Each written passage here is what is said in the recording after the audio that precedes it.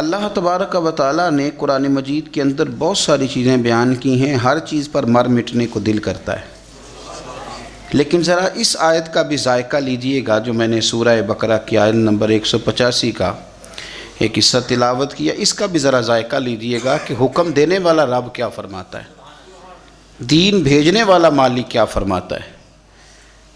اس آیہ مبارکہ کا جو حسن ہے وہ میرا خیال ہے کہ اگر ہم اس کو سمجھ لیں تو شاید کئی راتیں ہمارے کلیجے کو یہ آیت ٹھنڈا رکھے، اور ایک بار پڑھنے کے بعد ہو سکتا ہے کہ درجنوں دنوں تک اس کا ذوق ہمارے دل میں سلامت رہے۔ انداز دیکھیے گا، فرمایا یرید اللہ بکم الیسر، فرمایا تمہارا رب تمہارے اوپر آسانی کرنا چاہتا ہے۔ ختم ہو گئی بات، تمہارا رب تمہارے اوپر آسانی کرنا چاہتا ہے۔ ولا یرید بکم العسر، تمہارا رب تم پر مشکل نہیں کرنا چاہتا۔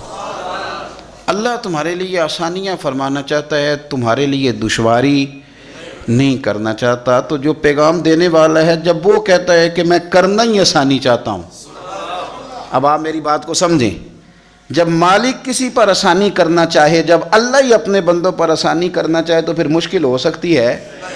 فرمایا میں چاہتا ہوں تم پر آسانی کرنا، تم پر مشکل کرنا نہیں چاہتا۔ دین بڑا آسان ہے، دین بڑا واضح ہے، دین بڑا خوبصورت اور کھلا ہوا ہے اور سیدھا ہے۔ چونکہ آج شوق ہے لوگوں کو، میں ایک بات کی سالوں سے نشاندہی کر رہا ہوں کہ بحث بہت زیادہ ہونے لگی ہے، اس پر بھی 20 مقالے ہوں گے، اس پر بھی 9 گھنٹے کی تقریر ہوگی، فلانی بات پر بھی آپ ضرور کریں، علمی باتیں بیان ضرور کریں، پر یہ انداز اختیار نہ کریں کہ کسی کو محسوس ہو کہ یہ چیز الجھی ہوئی ہے، سلجھنے میں وقت لگے گا۔ دین بڑا آسان ہے، رسول پاک علیہ السلام نے سارا سلجھا ہوا دین ہمیں عطا فرمایا، اس میں کوئی تشدد نہیں، کوئی جبر نہیں، کسی جگہ کسی شخص کے لیے آزمائش نہیں، بالکل آپ کی طبیعت کے فطرت کے مطابق دین چلتا ہے۔ یہ الگ بات ہے کہ ہم نے فطرتیں ہی اپنی بدلنی شروع کر دی ہیں، مزاج ہی بدلنے شروع کر دی ہیں، ذوق ہی بدلنے شروع کر دیے ہیں، ورنہ جو انسان کا اس کی فطرت کا اصل ذائقہ ہے، دین اس ذائقے سے بات کرتا ہے، اس ذائقے کے ساتھ۔ اور آسان دین رسول کریم صلی اللہ علیہ وسلم نے ہمیں دیا، دین آسان ہے، بس آپ سمجھ لیں اس بات، یہ مشکل نہیں ہے۔ حضور صلی اللہ علیہ وسلم نے ہمیں آسان دین دیا۔ پرانی امتوں کے اندر جو دین کے معاملات تھے وہ بڑے مشکل تھے۔ آپ سن لیتے ہیں تقریریں، کبھی غور کیا کریں نا کہ کسی شخص کے وجود کے کسی حصے کو اگر نجاست لگ جاتی تھی تو وہ دھونے سے پاک نہیں ہوتا تھا، اس حصے کو کاٹنا پڑتا تھا۔ آپ اس دشواری اور تکلیف کو محسوس کریں، کسی کپڑے کو نجاست لگ جاتی تو اسے کاٹنا پڑتا تھا، جلانا پڑتا تھا۔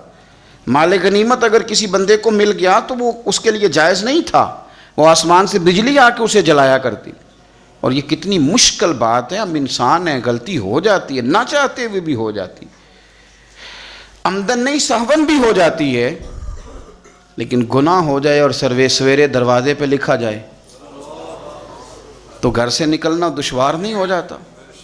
آپ اندازہ فرمائیں کتنا مشکل۔ اگرچہ ہمارے علماء نے تصریحات کر دی ہیں کہ بنی اسرائیل پر یہ جو سخت حکم آئے تھے یہ بطور سزا کے آئے تھے، انہوں نے نافرمانیاں اتنے کی تھی کہ بطور سزا کے حکم آئے۔ آپ دیکھیں ان کے لیے یہ حکم تھا کہ اگر تم نے کہیں نماز پڑھنی ہے تو اس مخصوص جگہ پہ پڑھو گے جو جگہ نماز کے لیے، عبادت کے لیے مخصوص کر دی گئی ہے۔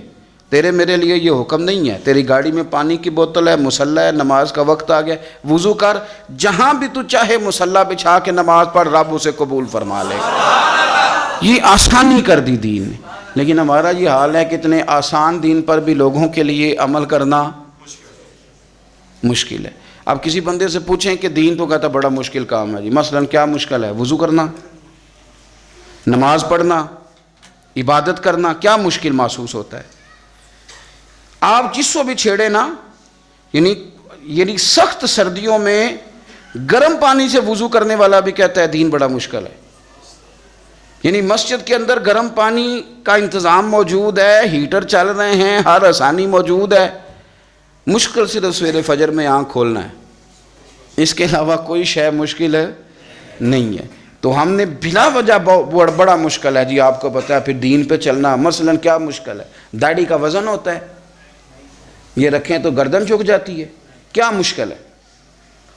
اور چھوٹی رکھنے والے بھی غور کریں کہ بڑی رکھنے سے کوئی مثلا اس میں دقت کیا ہے، یہ سمجھ میں نہیں آتی بات، کون سی چیز ایسی مشکل ہے؟ ایک تو ہے کہ امام صاحب نے امامہ باندھا ہے، یہ تھوڑے سال آپ پیچھے جائیں ہمارا ہر بزرگ سر کے اوپر صافہ باندھتا تھا، مشکل کیا ہے بھلا اس میں؟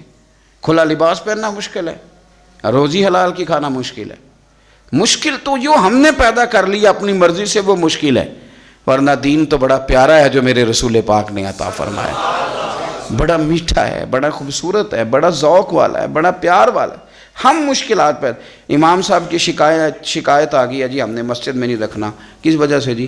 کہتے ہیں یہ عصر کی پہلی 4 سنتیں نہیں پڑھتا، عشاء کی پہلی 4 سنتیں نہیں پڑھتا۔ تو بھئی اگر یہ ضروری ہوتی ہیں تو اللہ اسے فرض قرار دیتا، جس کو رب نے فرض نہیں قرار دیا تو کیوں فرض قرار دے رہا ہے؟ مفت میں تو فرض قرار دے رہا ہے۔ یہ رویہ ہمارا ائمہ مساجد کے ساتھ بھی ہے، پیر صاحب کے ساتھ بھی، اور گھر کے بوڑھوں کے ساتھ بھی یہ رویہ ہے۔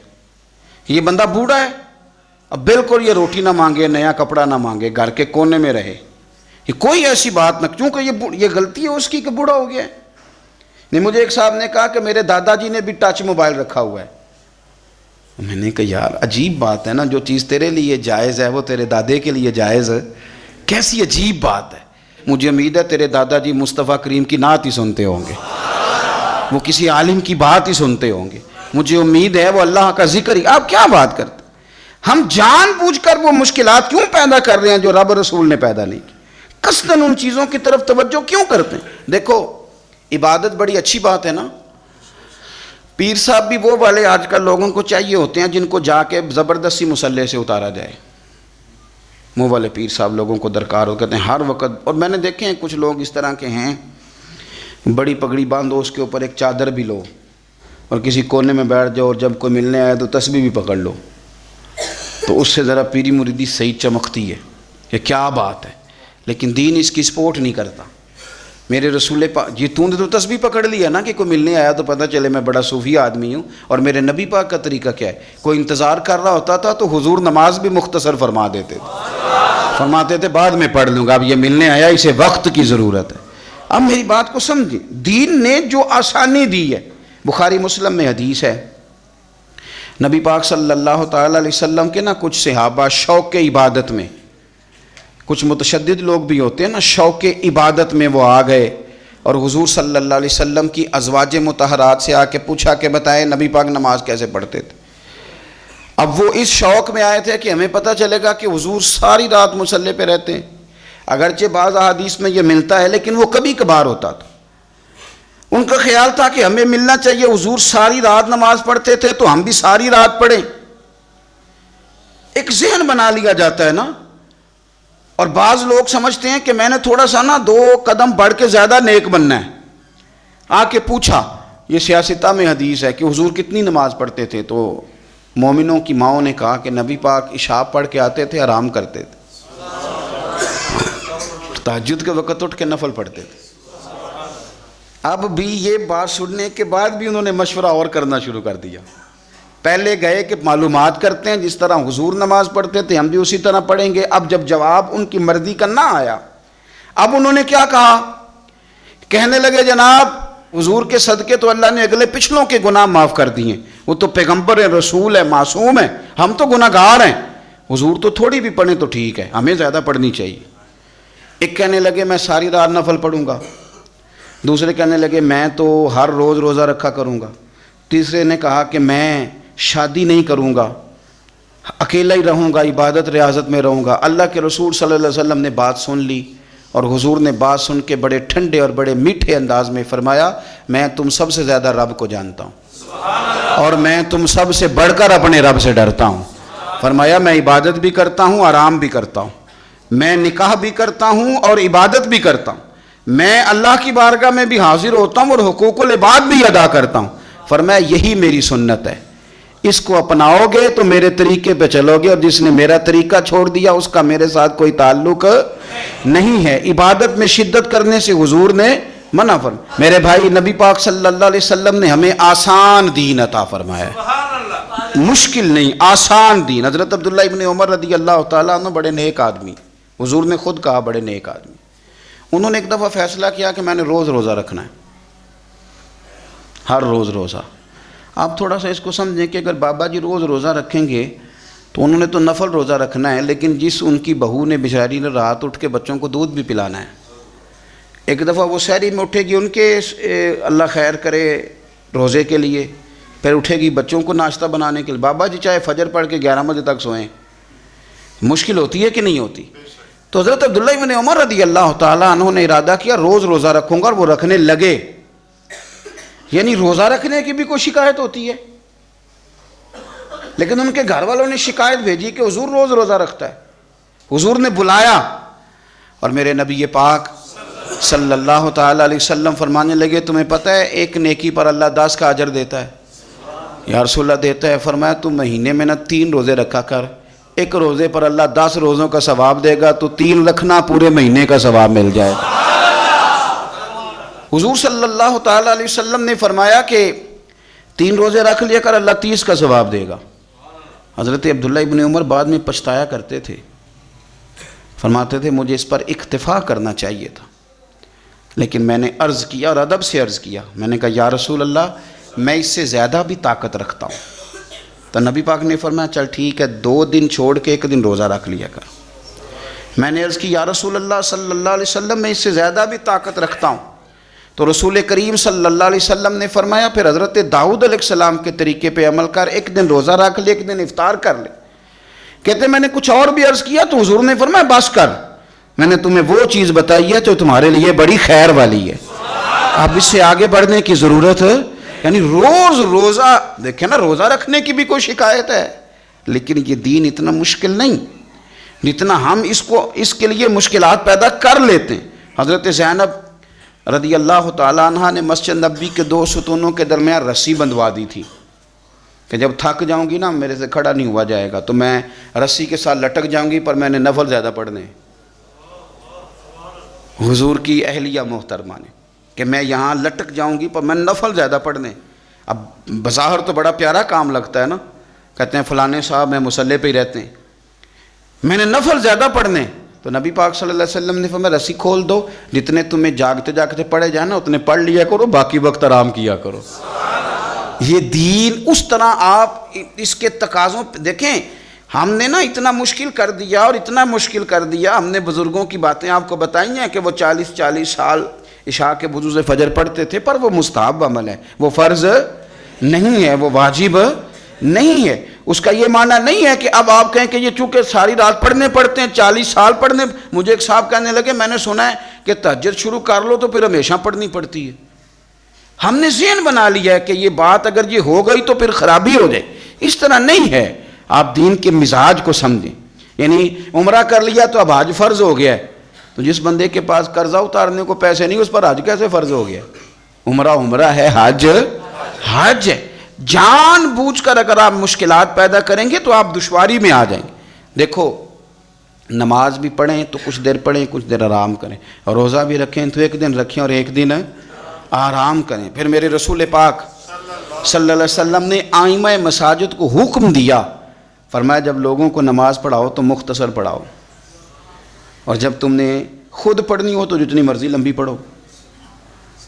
خود پڑھنی ہو تو حضرت معاذ بن جبل رضی اللہ تعالیٰ عنہ حضور سید عالم صلی اللہ علیہ وسلم کے ساتھ وہ کھڑے ہوئے نفل کی نماز میں، تو دیکھا کہ سرکار نے پہلی رکعت کے اندر سورہ بقرہ کی تلاوت کی۔ اب وہ ایک مسجد کے امام تھے، وہاں جا کے انہوں نے بھی پہلی رکعت میں سورۃ بقرہ پڑھنی شروع کر دی، یعنی 2.25 سپارے وہ بھی 1 رکعت میں۔ ایک آدمی مزدور آدمی تھا پیچھے، وہ بیچارہ تھک گیا، اور جب کچھ دیر تو وہ کھڑا رہا پھر وہ تھک گیا، اس نے نماز توڑی، ایک کونے میں جا کے اپنی نماز پڑھی، بیٹھ گیا۔ اب جب نماز مکمل ہوئی تو ہر آدمی اسے برا بھلا کہنے لگا، تجھ سے قرآن نہیں سنا جاتا۔ بہت سارے لوگ ہیں نا جی بلا وجہ کا جبر کرتے ہیں، جان بوجھ کے مستحبات پہ زور دیتے ہیں۔ میں نے ایک ایسے صاحب کو بھی دیکھا دکھانے لگے جی فلانا عالم بعمل ہی نہیں، وجہ کیا اس کی؟ کہتے ہیں امامہ نہیں باندھتا۔ کیا بات کرتے ہیں آپ نے سارے عمل کا نام پگڑی باندھنا رکھ دیا ہے؟ اس طرح کا کام نہ کریں آپ۔ اگر وہ بندہ متقی پرہیزگار ہے، وہ اللہ کے حرام کردہ چیزوں سے بچتا ہے، رب سے ڈرتا ہے، تو ایک امامے کے تو معاملات اور طرح کے بھی ہو سکتے ہیں. مجھے الرجی ہو گئی ہے بڑے عرصے سے، میں دیر تک امامہ نہیں باندھ سکتا، میرے لیے مشکل ہے. تو اب یہ کہ آپ کوئی فتویٰ دیں گے کسی شخص پر، اب اپنی مرضی کا تو نہ مذہب بنائیں. مذہب اسلام آسان ہے. دین اسلام نے سر پہ امامہ باندھنا فرض قرار نہیں دیا، اس کو سنت رکھا. تو جب دین نے سنت رکھا ہے تو صاحب آپ کیوں اسے فرض کہہ رہے ہیں؟ نبی پاک صلی اللہ تعالیٰ علیہ وآلہ وسلم کے صحابی حضرت معاذ ابن جبل کے پیچھے وہ نماز پڑھنے والے بندے نے کیا کیا؟ اس نے نماز توڑ دیا، اپنی پڑھ لی، لوگ برا بھلا کہنے لگے. اب وہ شخص اکیلا تھا، پریشان ہو گیا. اب اس کے اندر تو کچھ اور تھا نہیں، تھکا ہوا تھا. اس نے کہا یار تم نے مجھے بہت تکلیف دی، میں اب حضور کی بارگاہ میں جاؤں گا.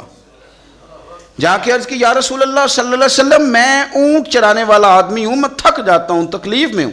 معاذ ابن جبل ہمیں نماز پڑھاتے ہیں اور بڑے پیارے صحابی حضرت معاذ ابن جبل، لیکن فرماتے ہیں حضور اتنی لمبی نماز پڑھائی کہ میں تھک گیا، اور پھر میں نے اپنی نماز پڑھی اور نماز پڑھ کے حضور میں بیٹھ گیا، لوگ مجھے برا بھلا کہہ رہے ہیں. حضرت ابو مسعود انصاری رضی اللہ تعالیٰ عنہ فرماتے ہیں میں بھی اس جماعت میں شریک تھا، میں نے حضور کو اتنے غصے میں کبھی نہیں دیکھا. فرمایا بلاؤ نا معاذ ابن جبل کو. حضرت معاذ ابن جبل آئے تو حضور فرمان، یہ لفظ ہیں حدیث کے، حضور فرمانے لگے کس نے اجازت دی اتنی لمبی نماز پڑھانے کی؟ کس نے تمہیں اجازت دی؟ فرمایا میں لوگوں کو دین کے قریب کرتا ہوں، تو دور کرتا ہے. فرمایا زیادہ سے زیادہ تو نے پڑھنی ہو تو سورہ شمس پڑھ لیا کر، سورۃ الدعا پڑھ لیا کر. تو نے سورۃ بقرہ ہی شروع کر دی ہے. کس نے تجھے کہا کہ تو لوگوں کو دین سے دور کرے؟ رسول کائنات صلی اللہ تعالی علیہ وسلم نے ایک تو کہا کہ تم نماز بھی پڑھاؤ گے تو معتدل پڑھاؤ، درمیانی. کیا حسین لفظ ہیں. اس حدیث پر وجد آتا ہے یار نماز اللہ کی، اس میں کسی اور کا خیال آ سکتا ہے؟ پر پڑھو نا حدیث، مزہ آ جاتا ہے. حضور فرماتے ہیں میرا دل کرتا ہے میں نماز لمبی پڑھاؤں، پھر پیچھے سے کوئی بچہ رو پڑتا ہے تو میرا دل کرتا ہے اس کی ماں پریشان ہوگی، میں نماز مختصر کر دیتا ہوں. حضور نماز اللہ کی، خیال بندوں کا. تو رسول پاک صلی اللہ علیہ وسلم نماز مختصر پڑھتے ہیں لوگوں کو تکلیف نہ ہو. لیکن یہاں کچھ لوگ ضرورت سے زیادہ، وہ جی ہمارے شیخ تو ساری رات نفل پڑھتے ہیں، تو بھائی پڑھتے ہوں گے آپ کے شیخ، کس نے منع کیا؟ مجھے ایک صاحب کہنے لگے ہمارے حضرت ساری رات نفل پڑھتے ہیں. میں نے کہا ان کو کام بھی تو نفلوں کا ہے نا، نہ انہوں نے کوئی حدیث پاک پڑھنی، نہ اس کی شرح پڑھنی، نہ انہوں نے کسی تفسیر کو ہاتھ لگانا. حضرت جی ویلے ہیں، یہاں صبح 9 بجے سے زور تک تویز لکھنے ہیں، یہاں رات کو انہوں نے، وہ بھی آپ کا خیال ہے انہوں نے بتایا ہوگا. ویسے جو رات کو اکیلے میں نفل پڑھے نا، اب اس نے کوئی لائیو تو چلانے نہیں کہ آپ کو پتہ چل گیا نفل پڑھ رہا ہے. اگر وہ پڑھتا ہے تو اس کا اور اس کے اللہ کا یہ معاملہ ہے. اس میں اس طرح کا اس کا ابلاغ کرنے کا کوئی معنی. ہمارا یہ مزاج بن گیا کہ ضرورت سے زیادہ ایسی چیزوں کو ہم توجہ ان چیزوں پر دیتے ہیں جس کی شریعت ہمیں اجازت. نبی پاک صلی اللہ تعالیٰ علیہ وآلہ وسلم نے کیا فرمایا؟ حضور نے فرمایا دسترخوان پہ کھانا چنا ہو اور تمہیں بھوک لگی ہو، یعنی یہ مسئلہ روٹی کا ہے. وہ پنجابی میں کہتے ہیں کہ جے پیٹ نہ پئیاں روٹیاں تو پھر ساریاں گلاں جھوٹیاں. بھائی کھانا ہی نہیں آپ نے کھلایا. وہ اقبال کے سامنے بھی ایک آدمی کو بڑی بھوک لگی ہوئی تھی تو ایک مولانا تقریر سنائے جا رہے تھے. سنی بڑے اچھے لوگ ہیں، محفل بھی کراتے ہیں، لنگر بھی کھلاتے ہیں. یہ بڑا حسین معاملہ ہے. لوگ مذاق تو اڑاتے ہیں پر اس کا حسن کبھی آپ ملاحظہ کریں. اقبال کے سامنے تقریر کیے جا رہا ہے مولانا صاحب، اور بندے کو بھوک لگی، وہ بڑا پریشان ہے کہ اب یہ چھوڑے تو روٹی بھی کھاؤں میں.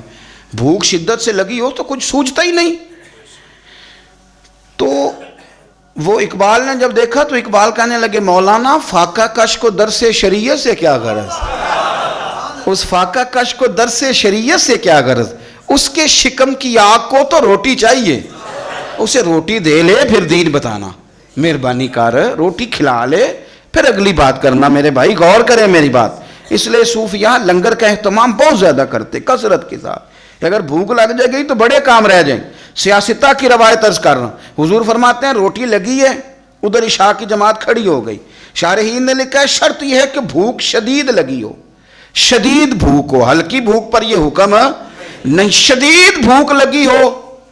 کھانا لگ گیا، ادھر جماعت تیار ہو گئی تو مدینے والے رسول فرماتے ہیں تو پہلے روٹی کھا لے پھر نماز میں شامل ہو جائے. اتنا سوکھا دین، اتنا آسان دین، اتنا مزیدار دین، اور یار اس سے تو پیارا دین کہاں سے لائے گا جو تیری بھوک کا بھی خیال رکھتا ہے، جو تیری بھوک تک کا خیال رکھتا ہے، تیری بھوک تک کا کہ اس نے روٹی کھانی ہے۔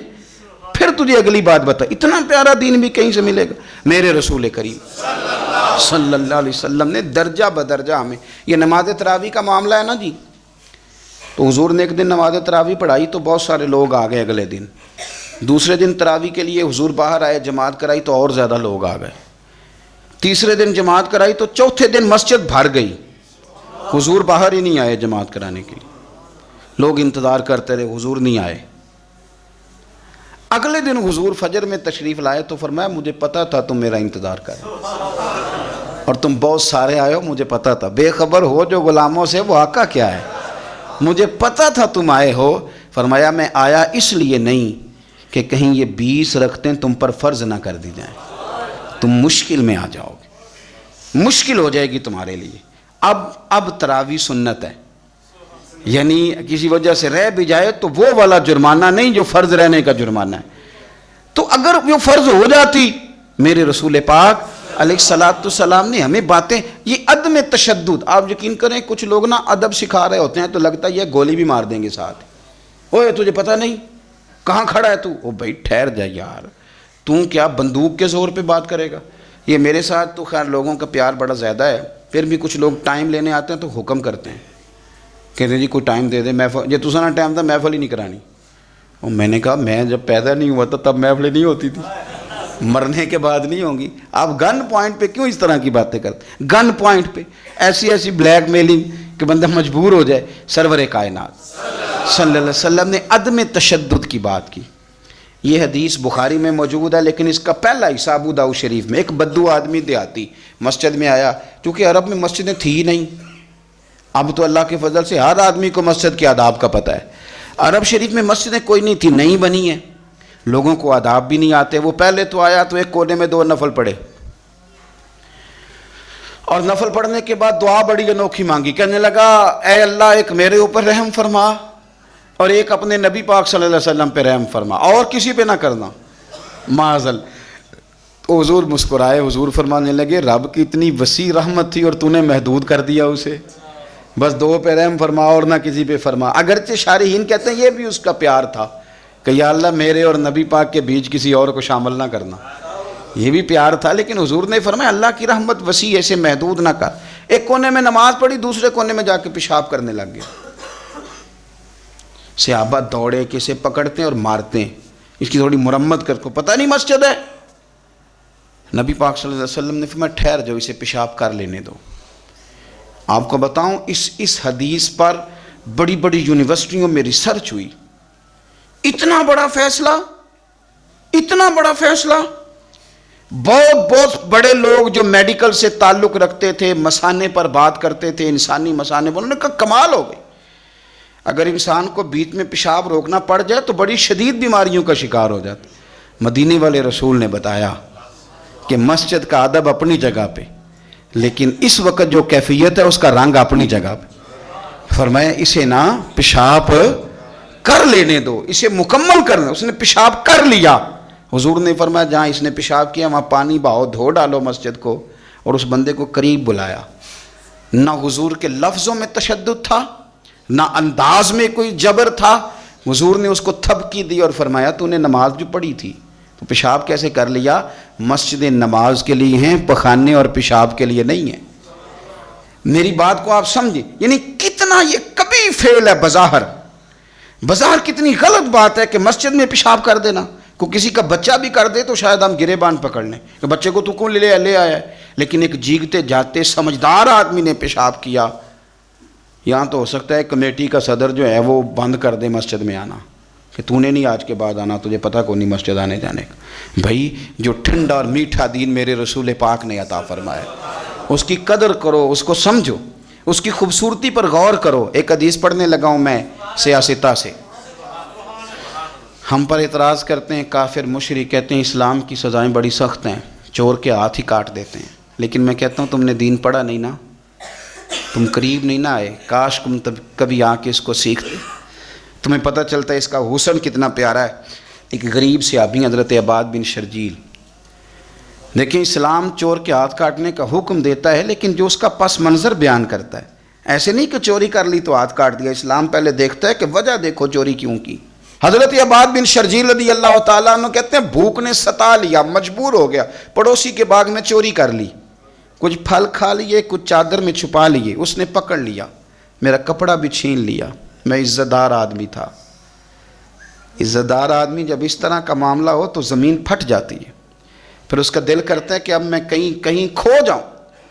کہتے ہیں اس نے مجھے گرفتار کیا, اور جب وہ لے جا رہا تھا تو میری آنکھوں کے آگے اندھیرا تھا. یار کیا بنے گا؟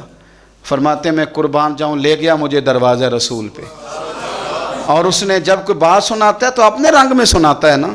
اب آپ میری بات پہ غور کریں, کوئی اس جگہ کھڑا ہونا پڑ جائے تو یہ کتنا کٹھن مرحلہ ہے.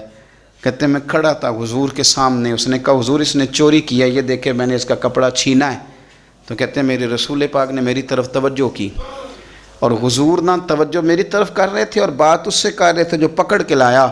حضور فرمانے لگے مجھے پتہ ہے یہ غریب ہے, یہ تنگ دست ہے, یہ مقروض ہے, یہ پریشان ہے. فرمایا بجائے مجھ سے کچھ کہنے کے حضور میرے اس ہمسائے سے کہنے لگے جب یہ بھوکا تھا تم نے کھانا کیوں نہیں کھلایا؟ جب یہ ننگا تھا تم نے کپڑا کیوں نہیں پہنایا؟ کیا انداز ہے بات کرنے کا. فاضل بریلوی فرماتے ہیں چور حاکم سے چھپا کرتے ہیں یا اس کے سوا, تیرے دامن میں چھپے چور انوکھا تیرا. اور ایک پنجابی کا شاعر کہتا ہے میں قابل رحم سوالیاں, للہ میری امداد کرو, میں پتلا جرم خطا دا ہاں, تیرا چوراں پر سینہ زور نہیں. نبی پاک صلی اللہ علیہ وسلم فرمانے لگے اب چور کی سزا کا اعلان ہونے لگا. جہاں مجرم کو ملتی ہیں جزائیں بھی عطائیں بھی, مدینے میں جو لگتی ہے عدالت ہو تو ایسی ہو. حضور نے سزا کا اعلان کیا. فرمایا تو پکڑ کے رہے نہیں سے؟ حضور ہاں. فرمایا اس کا کپڑا بھی واپس کر. کہتے میرا کپڑا واپس کیا. حضور فرمانے لگے تمہیں پتہ ہے نا غریب ہے, مجبور ہے. حضور ہاں. فرمایا اب ایک اونٹ پورا مال کا بھر کے اسے تحفے میں دے.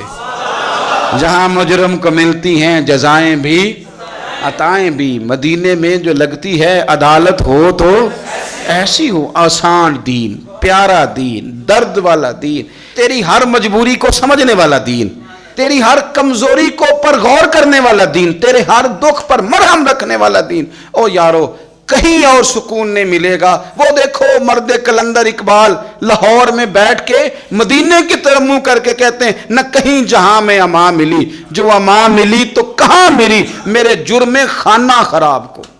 لفظ دیکھیں کتنے عجیب ہے, میرے جرم حضور خانہ ہی خراب ہو گیا میرا. میرے جرم نہ جہاں میں کہیں بھی امان ملی, جو امان ملی تو کہاں ملی, میرے جرم خانہ خراب کو تیرے عفو بندہ نواز میں. میرے جرم خانہ خراب کو تیرے عفو بندہ نواز میں. حضور جو میرا خانہ خراب ہو گیا یہ کہیں اور بچ نہیں سکتا, یہ آپ ہی بندہ نوازی کریں گے تو کرم ہوگا. میرے جرم خانہ خراب کو تیرے عفو بندہ نواز میں. اور فاضل بریلوی فرماتے ہیں میں مجرم ہوا کا مجھے ساتھ لے لو, میں مجرم ہوا کا مجھے ساتھ لے لو, کہ رستے میں ہیں جا بجا تھانے والے. حضور بڑے بڑے ایسے جو بڑے بڑے تھانے والے بیٹھے ہیں, پکڑ لیں گے کیونکہ مجرم جو ہوا. بچیں گے کیسے؟ سونے تو ساتھ لے لینا. ہمیں ڈر آتا ہے میں مجرم ہوا کا مجھے ساتھ لے لو, کہ رستے میں ہیں جا بجا. دین بڑا آسان ہے. آپ کوئی بھی اور طریقہ اپنائیں گے تو مشکل میں آ جائیں گے. کوئی بھی دنیا داری کا, برادری کا, قبیلے کا کوئی بھی اور طریقہ اپناؤ گے الجھ جاؤ گے. بچنا ہے, ٹھنڈا رہنا ہے, میٹھا رہنا ہے, زندگی کو آسان کرنا ہے, مرنے کو آسان کرنا ہے, آخرت کو آسان کرنا ہے, تو میرے نبی نے جو آسان دین دیا اس دین پر عمل کرنا شروع کر. آسان دین حضور نے ہمیں عطا کیا. اللہ تعالیٰ توفیق عمل عطا فرمائے. آخر دعوانا ان الحمدللہ.